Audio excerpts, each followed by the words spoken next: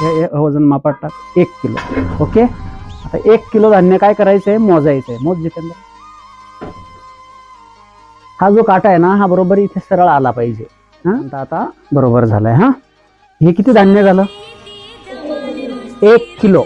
बरोबर, 1 किलोग्राम असं पण म्हणतो. 1 किलो म्हणजे या ठिकाणी एक लक्षात घ्यायचं, या 1 किलो मध्ये 1000 ग्रॅम होतात. किती, 1000 ग्रॅम. म्हणजे आता हे 1 किलो जे आहे ना, याच्या अर्धा किलो याच्यावर किती लिहिलेलं असेल कोण सांगेल. 1 किलो बरोबर जर 1000 ग्रॅम आहे तर अर्धा किलोचं माप असेल तर किती लिहिलेलं असेल, 500 ग्रॅम असं लिहिलेलं असेल. किती, 500 ग्रॅम. किलोग्रॅम म्हणजे 1000 ग्रॅम. तर सांगा आता 2 किलोग्रॅम बरोबर किती ग्रॅम होते, 2000 ग्रॅम. माप हे 5 किलो. मग 5 किलो बरोबर किती ग्रॅम होतील, 5000 ग्रॅम. 10 किलोग्रॅम किती, 10 किलोग्रॅम. मग किती होतील रे